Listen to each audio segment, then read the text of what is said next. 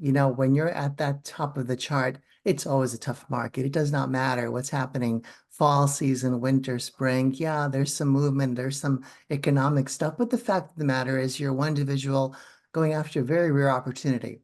So when you have a story and you want to market it, Stacy, what are the channels that you should rely upon at that top level?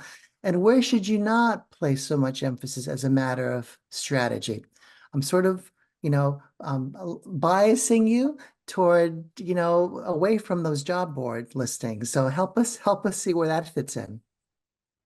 Um, One of the things I'd love the audience to take away from this today, one of the most important things is just the acknowledgement that your search now is different, that your world is different, that the way I often say to members, some of you may chuckle out there, when I look at a resume that's sent to me, it's the same embellished resume that you did when you got out of college, right? Everybody gets out of college, you put your first resume together, this is what I know how to do, and you get hired, and then you update that same resume for the next 10, 20, 30 years.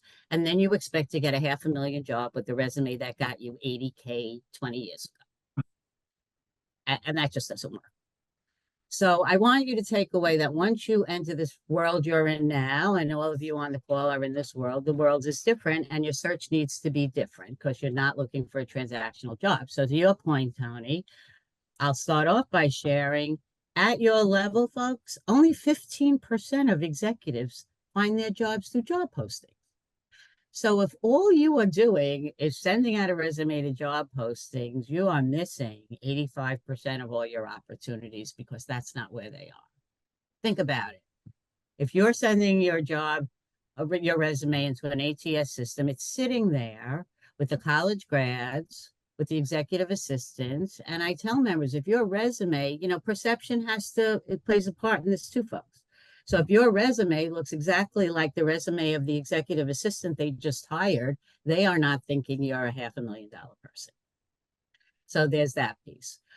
But to get back to the beginning, it is a totally different search. So you're not sending out your resume to ATS systems because these jobs aren't going to be posted. And I often put out to members, so you're the CEO of this company that you want to work for, and you need to hire a COO for your global operations to meet a 5-year aggressive growth plan. How are you going to find that person? And nobody says to me, I'm posting it on LinkedIn. Of course not. What are you doing? You're going through your network and you're engaging a headhunter. Okay? So your search has to be aligned with how people are seeking to fill those positions.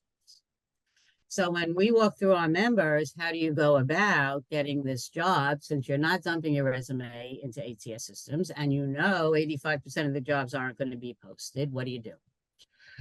So we do walk you through the two pieces that are important.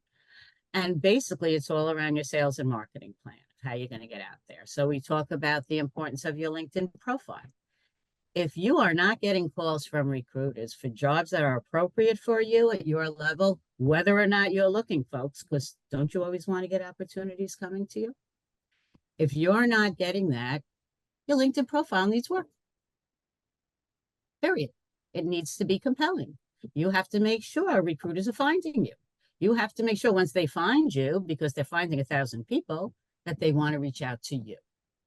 So there's a whole part of your search that has to do with being in the right ballgame and having compelling enough value proposition marketing on LinkedIn so you're attracting those opportunities.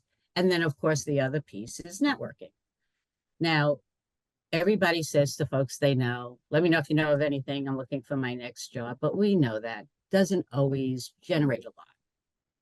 People want to help you, but when I talk to most of you, I know those people can't even explain what you do half the time to make the referral.